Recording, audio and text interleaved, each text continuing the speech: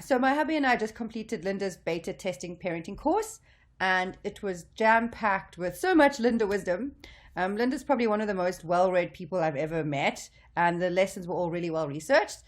And it was actually an awesome experience to actually sit together with my husband and write down all our parenting goals, which is something that we haven't really done before.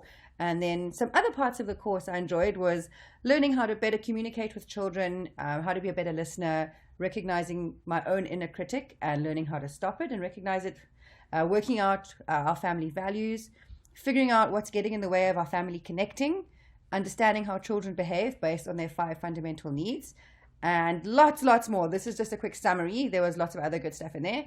But overall, it was a great way to learn just how to be a better human in general and parent with empathy, compassion, and no judgment.